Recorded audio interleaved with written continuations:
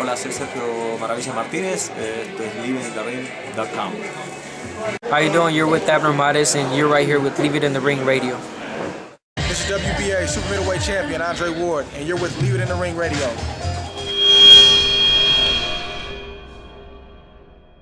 Let's move away from that because we only got about 30 more minutes. And then there's one topic I wanted to talk about. I got a chance to read a draft of Lenny, the Fight Smith article that we haven't posted up yet because he's still working on it, which was basically the Floyd Mayweather rant on racism in the sport. You know, and what he had certain comments about Ronda Rousey and how African Americans are treated in the sport of in any sport actually, well, more in the combat sports, okay, and he just felt that it was very, very unfair, and it was a mixture of emotions across the board with people, that were obviously defending Floyd about his rant, and then there was other folks saying, no man, that's just bullshit. Some people believe that he fed off of the racism. He became a billionaire, millionaire off of that. And then other folks are like, well, the obstacles of what he had to jump through to get there. This guy was a one-man army. So he had to fight through all these things just to be who he is now. First, just right now, because like I said, Lenny was the one that sent me this topic. It was like, hey, check this out. This is what I have. I'm not finished with it. I'm still doing some research on that. I'm going to let Lenny just kind of take the panel about this right here and just kind of tee off his thoughts. Throw out his thoughts, and then me and Montoya will tee off of it. Lenny? Sure. So the idea is so Floyd Mayweather goes to his like I talked about earlier, his PR division at Fight Hype and makes some comments about Ronda Rousey and racism and Andre Ward and Ring Magazine's rankings. And Twitter kind of exploded for a bit because of it, and people were giving him a lot of grief because the examples that he used were weak, especially the Andre Ward example. I think Andre Ward dropping from 2 to 4 in a pretty much pointless pound-for-pound ranking really is inconsequential, and it has more to do with Andre Ward not fighting than racism. But the overall idea of racism existing in boxing, I think makes sense. I think it rings true. And the point of the article that I'm writing is at the end of the day, boxing kind of exists and is successful to the extent that it is partly because of it. And Floyd Mayweather, ironically, has been one of the biggest beneficiaries of that racism. I know. I think did he forget that the fact that Bob Arum tapped into it by coining the phrase Filipino versus Mexicans, Pino power versus Mexican pride. You know what I mean? This is a race-driven sport. When the UK guys are rooting for their guys against the US guys, Puerto Rico versus Mexico. This is a label that they know that's going to sell tickets. So yeah, Floyd is absolutely right about the racism that exists in the sport of boxing. But for him to try to act like he's on the sidelines and he's this, all Black Lives Matter, kind of protester is bullshit. He tapped into it, He was part of it, a part of the whole movement of pulling in racism. Did we forget about that? His analogies just don't work either. Or, there's examples saying that, the media built up Ronda Rousey and then turning around and saying, but Layla Ali got no love. There's so many problems with that. It doesn't make any sense. For one, they're two different sports, two different types of promotion. When Layla Ali was fighting, she was fighting a lot of setups, not fixed fights, but carefully matched fights. She didn't fight Ann Wolfe. She wasn't looking to fight Lucille Riker. She was fighting, Christy Martin, who was way past her prime, out of her weight class. It was like her biggest name that she fought. Everything else was, she was living off of her dad's name. But also, look where women's boxing was at the time. Still kind of is. Way off the beaten path. The only reason women's boxing was really getting a lot of love was Layla's, was named Ali. When you look at Ronda Rousey, it has nothing to do with the fact that she's white. She was an Olympian. She was already like a storied amateur as a judicant. On top of that, she rose to prominence fighting in other promotions, then gets to the UFC, which was a big promotion. It's already a worldwide brand. Happened to succeed in that. Right. Nothing to do with her race. Well, I kind of disagree with that because the UFC was a white-driven sport. I mean, who were they catering to? The white kids that wanted to wear the UFC, the little tight shirts and so I don't know. I mean that there I can kind of agree. I'm not sure if I agree with that because John Jones is their top guy. He's black. But that was a lot of Brazilian fighters. I'm talking about in the beginning. In the beginning, it was more driven to the more white American kids. They needed to have something to identify because they kind of felt left out. When I kind of looked at that sport in the beginning, I didn't see them trying to. They had the Brazilians and stuff like that coming in, but to me, there was more marketing to white America. So I see where he was coming from that. But after with the evolving of that sport, it started to change. So I go with you what you're talking about Ronda, but at the same time, this was a sport, in my opinion, which you obviously going to argue, which is great. But in my opinion, UFC to me was more of a white-driven sport to market to them. Oh, I mean, it depends too. Are you talking the UFC before the Fertittas took it over? I would say was more mixed. And then when they get to the Ultimate Fighter and they do that, I could see your point. But even still, it just doesn't hold up. It's they're not ignoring fighters of color just because of Ronda. I mean, she's winning, and so that's how you rise in that sport. And everybody's marketed. I mean, Floyd is one of the great beneficiaries of his own matchmaking. And for them to say, well, they're kind of matching her soft and this and that, it just doesn't hold a lot of water. And then when he comes back again with his defense of Bill Cosby, dismissing the victims because these things are alleged victims because these things allegedly took place 30, 40 years ago. I mean, it just sounds like his no pictures, no video defense of himself, in his domestic violence case. It's just kind of sickening. And that, to even just say, well, they're looking at this, but then, there's police brutality, why isn't anybody talking about it? Last year, that's all anybody's been talking about. And we haven't heard Floyd say one word about it until then. I mean, I think it's opportunism. It's not anything more than that. I don't see him. People that speak out about this stuff, I mean, they're well schooled on it. They're not, they're not just kind of throwing things out there and not getting it right. It doesn't make a lot of sense to me, the things you said. No, it doesn't make a lot of sense. I mean, look, I think that with Floyd being race-driven is that he understood that the marketing was everything. Putting a Latino in front of him and that is driven by third world countries and Latin countries. He got that. I mean, you can have the argument of case of having Sean Mitchell, Zab Judah, Shane Mosley, but the money wasn't there fighting another African American, So he understood you got to switch it up. If that was the case, because there's going to be some people, because I know some people. Well, how could you say that? He fought like the three names I just mentioned, but he didn't fight Paul Williams. He avoided him. Right.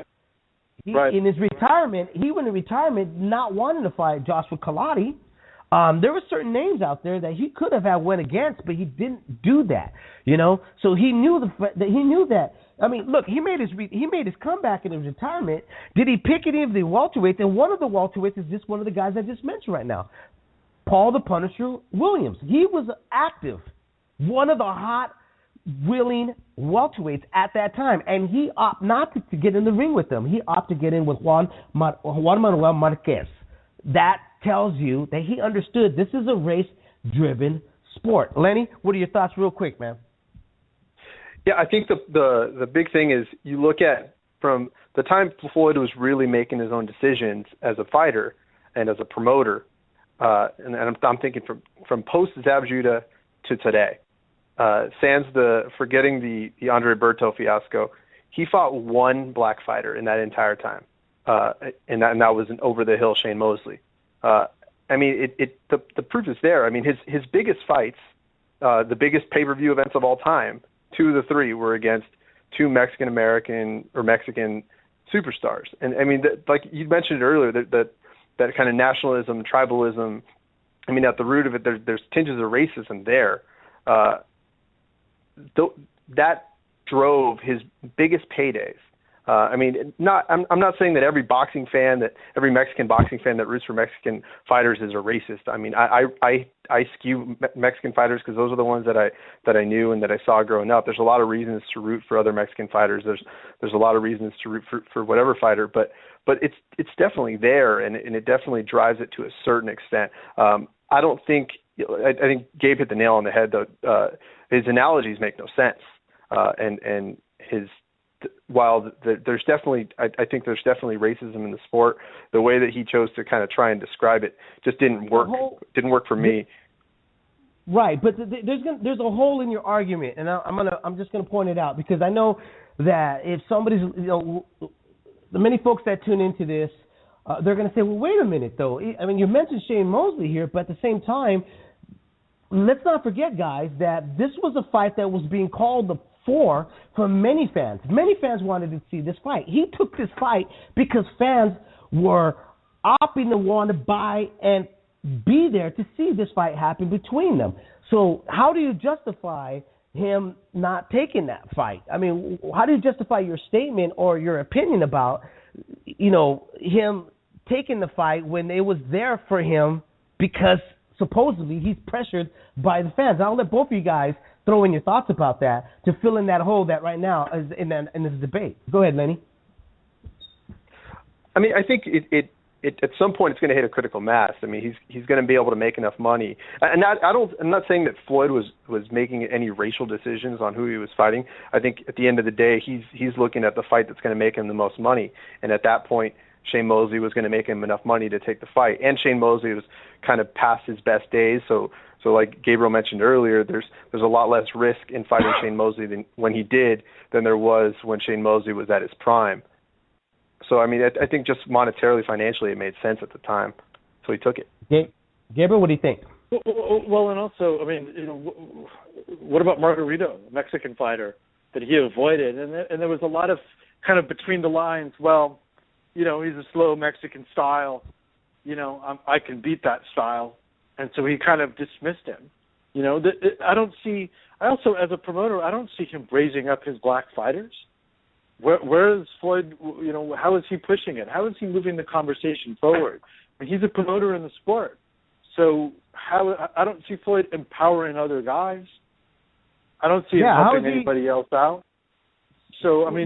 What do you mean? Like, you think he should be putting black fighters on commercials like Spence, promoting them that way, putting them on some infomercials, putting them on like talk shows? What do you mean?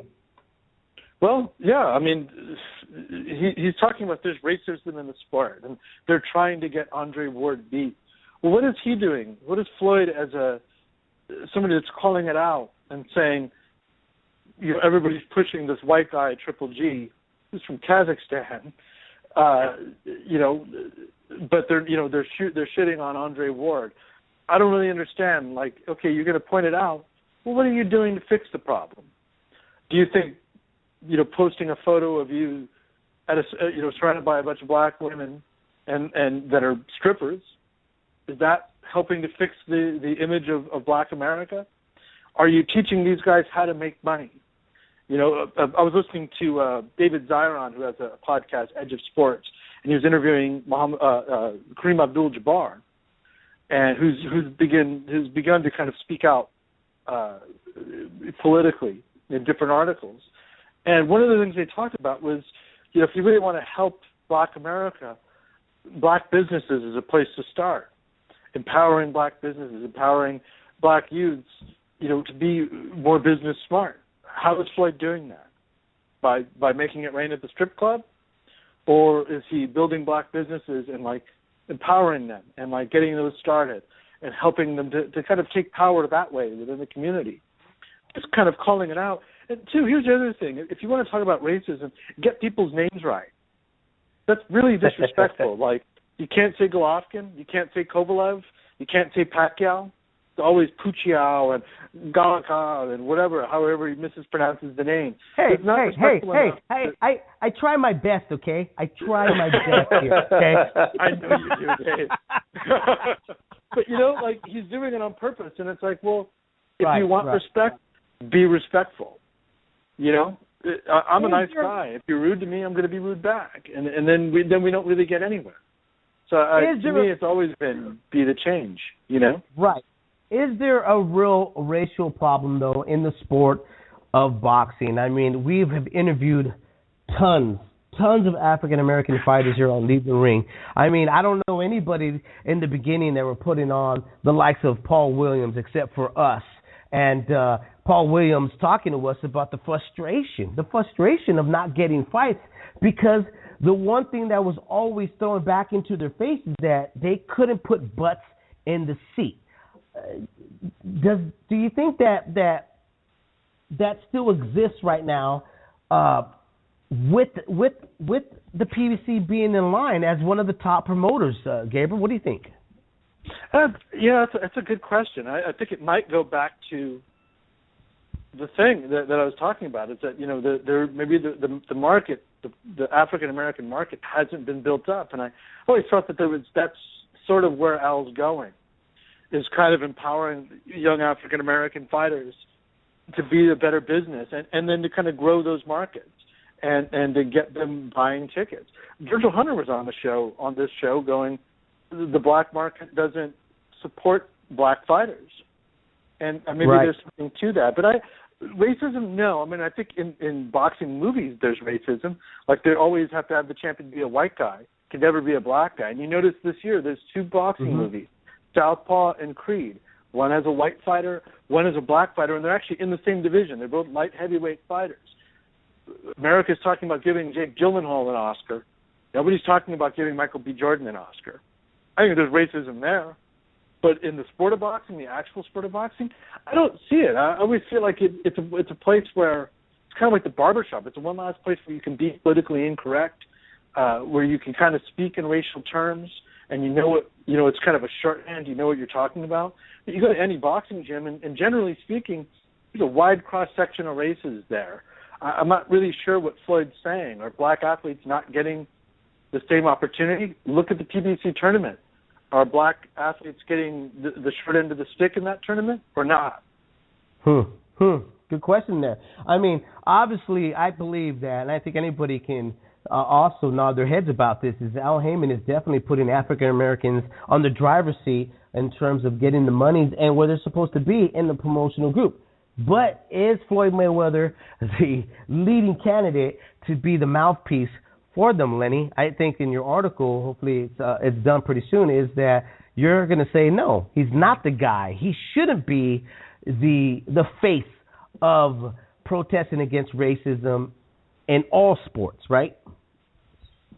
Yeah, I mean, I don't think Floyd Mayweather should be the poster child for any significant cause that is worth a shit. He's not a good one, at least. No. I think all he does, I mean, the point of the article, I mean, in the title is probably going to be a pretty misleading one.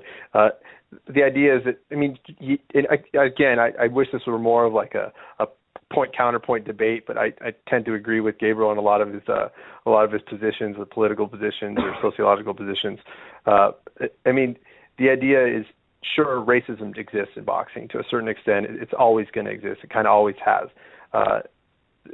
Is it a significant, major problem that's ruining the sport? No. I mean, is it a problem that exists in society as a whole that kind of pervades the sport of boxing like it pervades other sports? Yeah. I mean, it sucks that it exists, but it does. It's making them millionaires. You know what I mean? Yeah. I mean, but yeah. I mean, and at the end of the day, Floyd Mayweather is still the richest athlete of all time, probably, or definitely the richest athlete of all time. And I think some of it was on the coattails of some of the racial and tribalism that's involved in the sport, and he took advantage of it as best he could. Fight fans, you could definitely call in 347-215-7598. We only got 15 minutes left here on the Leaving the Ring podcast show. Let's pass in really quick some fight fans here, and let's hear their input about the topics that we've been discussing here. Let's go with area code 716. You're on live right now on Leaving the Ring. What's on your mind? 716. Are you there, Bram? No? Okay, let's go with the area code 530. You're on live right now on Leaving the Ring. What's on your mind? What's up, guys? This is Rich from NorCal. How y'all doing? Good, man. How you doing, Rich? Hey, Rich. I'm doing all right, man. So I actually have a lot to say about this actual topic, man. I'm a Mexican guy. Yeah, I'm a Mexican guy. I know, Dave, you're Mexican, and you're also Mexican, Gabe. Lenny, yeah. I don't know if you're Mexican or not, but maybe you can probably identify with a couple of things here. I have experience. He's one of us. He's one of us, bro. He's a Chicano. He's official today, right? I have experienced racism in my life, man. I've had cops, treat me like shit for no reason. I've had people deny me jobs for no reason. Somebody that was less qualified than me, that was, and where this boss or this manager showed his disdain physically. These things have happened to me in my life. And when I hear someone who's the richest athlete of all time saying that there's racism in boxing and that he was, that he actually suffered from it during the course of his career and that these guys are suffering from it still today, I can't help but get, even more pissed off than I am at this guy already for basically ruining my sport for the past 10 years, the sport that I love. And the reason for this is because I don't think that this fool has ever been messed with by the cops since he ever started getting any money. He's so far disconnected from it that he doesn't actually see it anymore. So he uses it as his political platform, almost his way to, like Gabe was saying, to be opportunistic about this and still kind of shine the light on him and his PBC and his fighters and his thing. And if anything, the racism that's been used for him has been to his benefit. He's the one that called Pacquiao a sushi-eating whatever, and he's going to make him some sushi rolls afterwards. I don't recall ever hearing Pacquiao say anything racist towards him, even directed at him or his team. Never once.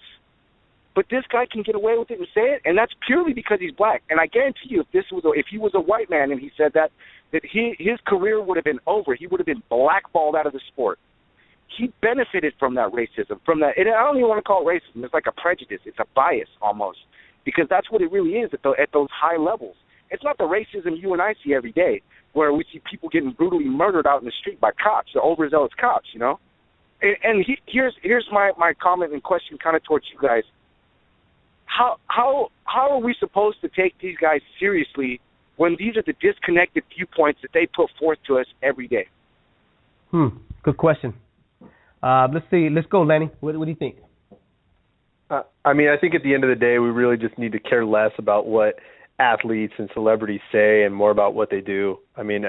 Athletes, Floyd Mayweather shouldn't be a millionaire because of the words that are coming out of his mouth. He should be a millionaire because of what he does with his gloves, what he does with his fists. But when we do pay attention to it, then shit like this happens. That's really the only counter I have to that. Yeah, you and I both know, though, Lenny, right? He didn't get that way because of his fists and what he did in the ring. Man, nobody wants to see a defensive fighter. Everybody paid to see him lose. I did. That's why I paid to see him fight. Well, what he did was a genius move by tagging himself with guys that had a large market already, and also being able to stay undefeated and having writers and commentators talk about that this guy is a pound-for-pound dude. And it's, that's a maneuver that's been done throughout history in the boxing. But before we, let's not get away from the question you have asked. Gabriel Montoya, I know you can retort to that, man. What do you think? What's your answer? What was the question again? The question was how do we take these guys serious when they're putting forth these disconnected viewpoints like that, where that the average fan does not even understand in the slightest, that they just hear it and they just go, this is ridiculous. Yeah, Yeah, I don't. Well, I kind of agree with Lenny's sentiment that we shouldn't put so much stock in his words. But Virgil Hunter's come out and doubled down on what Floyd said, and so there is racism in the sport, and that he says that we only care about black athletes when they act a fool. He calls them when they act like a buffoon and talk trash, and they put on the black hat essentially, like Floyd did. But when you hear about Mexican fighters or Hispanics, as he calls us, that all we hear about is their family and their honor and all this. But Terrence Crawford, Tim Bradley, both those guys are not the biggest ticket sellers in the world, but Tim, by the time Top Rank got him, had already been kind of promoted to world champion, and it takes a long time to build a career. And I think Top Rank did pretty good with the guy, considering, and they made him a multi-millionaire. He's never had to cuss. He's never had to act a fool. He did act out of character fighting Provodnikov, but that provided action. And he's always been something of an action fighter. He's not boring. He doesn't have a lot of power. Terrence Crawford, HBO did a big feature on him going to Africa on a humanitarian mission. He's been there several times. He hasn't had to act a fool. He's doing very well in his home state when they promote him there. Virgil can complain all he wants, and he brings it back to Angulo's old trainer, who's now his new trainer, saying that Virgil didn't understand Mexican fighters. And I gotta say, besides the Lara fight, I think Angulo's looked better with his old trainer than with Virgil Hunter. Sorry, I agree. That's just the way it goes. The thing that gets me when I hear that, because Virgil's not the only one that has said that. They're like, a black fighter acts a fool, everybody complains. A Mexican fighter can mouth off, or even a white fighter can mouth off the same way, and everybody is entertained. That's not necessarily true. Not everybody is a major fan of Rios. Not everybody was a major fan of Chris and Oriella. There was a lot of Latinos turned off by Chris, the Nightmare. And we've had a chance, me and you, Gabriel. Remember, we went to Sherwood, and what was the one question that I asked them? Remember, I asked them face-to-face. I said, how many fans come up to you guys complaining about the way you talk? And Chris jumped in right away. He goes, well, I get a lot of people say, how can you act like this and try to be a role model to Mexicans? And Chris, was like, well, I'm not trying to be a role model. I think what Virgil's talking about being disconnected, he's very disconnected with the Mexican or what he calls Hispanic people and stuff, because if you're Mexican American or just and your parents come from Mexico, you know this already. Our grandparents to our fathers and mothers, they don't like trash talking. I grew up, my old man used to tell me this, he said, hey man, if you're going to fight, just fight. Get in there and just do your thing. Don't go around telling everybody you're going to do this and do that. Take care of your dirt. My grandfather hated people to trash talk. He just hated it, He liked the silent type guys to go out there. And do you think the cultural thing, Dave? I'm the same way. I've always been the same way. My dad taught us that. Play like you're losing. Play like you have to. You're coming from behind, so you have this energy. But don't talk trash. Act like you've been there before. Be a gentleman. Right. This is I'd like to believe that's a cultural thing. I think it is a cultural thing, and I think that cultural thing is starting to, be, because we're so diverse now that it's getting mixed up. The mixture is all being in the stew, the stew pot, right? Because I see kids now, like of late, man, and I never saw this, bro. You're from Northern California, so I know in Southern California they have a different lingo. They were using the N-word. When I would go to Southern California, I'd see Mexicanos start, hey, what up, and use the N-word. I would like, holy shit, we don't use that. In Northern California, that's an insult to call another Mexicano. You don't say that. I see that more and more nowadays. Yeah, it's kind of funny that you mentioned that, man. Go ahead, Gabe. Oh no, I would agree. I used to hear it in SoCal. Mexicans call each other nigga, and I'm like, when did we start doing this? It's weird. I always even the word, I'm going to tell you right now, even the word dog, we never said to each other. We didn't say, hey, what's up, dog? That didn't start until, like, I would say like in the mid-'90s. We didn't start using that. So, yeah, it's changed because of a mixture of culture, which I'm not saying it's a bad thing, but I believe it is an American thing. You know, my kids have different lingo. They say different things. Sometimes I gotta, hey, what are you doing, man? Don't say that. You know. That's the beauty of this melting pot. Yep. Yeah. Exactly. You know. This is the thing that really made me angry about what Virgil Hunter said. He said, quote, "It's a very, very delicate situation. Those who are African American, they know racism very well. Those who are not, they will never really fully get. They will never really get the." That's bullshit. That's just such that was the biggest piece of trash that I read in that. And I'll say this, my last comment before I get off the air with you guys.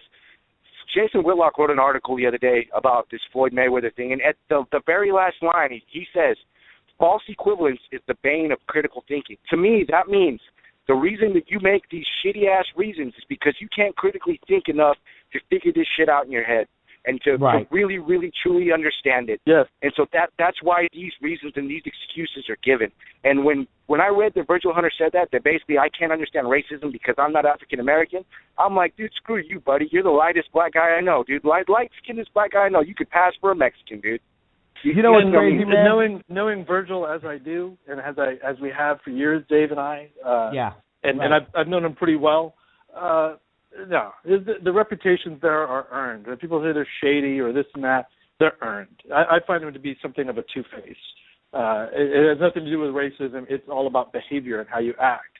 You know, now do African Americans, that are closer to the poverty line, have they dealt with racism? Absolutely. You know, is it an unfair country? Yes, but to say that everybody that's not black or African American doesn't understand it, I mean, that's a form of racism in a sense. Like, nobody else's experience matters. Only ours. That's not prejudice. That's racism right there. That's actual racism. What he said. Yeah. Yeah. Anyway, all right. It's very frustrating. I gotta get going, fellas. But hey, thanks for the call, man, and I appreciate it. Love you guys that you guys are back, man. Thanks for coming back, man. Hey, man. Thanks for tuning in and stuff. You know. All right, man. Again, I know. You know what's. And I could already hear it already. You got 4 Mexicans talking about racism, blah, blah, blah. But, hey, we can always... it's a thing. My uncle just passed recently, and I was at his funeral last week. And, he was 80 years old. He's one of the most accomplished Mexicans I've ever met, Mexican-Americans. He went from being a farmer's son in Palm Desert, Coachella Valley, and, the 30s, which there was nothing there but date trees, and strawberries and things. And he died as a 2-star admiral, head of the Civil Engineering Corps in the Navy, many, many decorations, many awards, accolades, the CEO of a utility company in New Mexico. I never really heard him talk about racism or people are holding me down or holding me back. It's all about just moving himself forward and learning how to raise himself up and the people around him. That's what it's all about. He was actually one of the first admirals, if not the to have a female assistant, and he had many different people around him. That's what you do. You don't just point at the problems. You bring up solutions and you live them. That's what it's about. Absolutely, and I think that if anything to add to about the Floyd Mayweather ranting about any type of racism is just look at his background. Yeah. He was from Rapids, but he was born there, but he didn't grow up there. So for him to try to attach himself to poverty, guys, he wasn't part of that poverty. Don Hale is white. Yep. He lives with a white family. So it's just kind of ironic that he's sitting there trying to point out racism when he has no clue of whatever Virgil Hunter was pointing out and trying to get across. He was pointing the finger at Floyd, saying, "Hey, this dude doesn't know racism." Anyways, I want to thank Lenny, man, the Fight Smith, for coming on, leaving the ring, and speaking and being my special guest. Man, you did a fantastic job, brother. I did my best, man. I did my best. Thanks for having me. All right, guys. Gabriel Montoya, Dave Duenas, Lenny the Fight Smith here on Leaving the Ring. I want to thank everybody. I want to thank everybody for coming on. Remember, always enjoy your time with your family. Don't drink and drive because you will spill your beer. Guys, have a good night. Till next week, Wednesday, same time, 6 p.m. here on Leaving the Ring Radio. Peace. Later.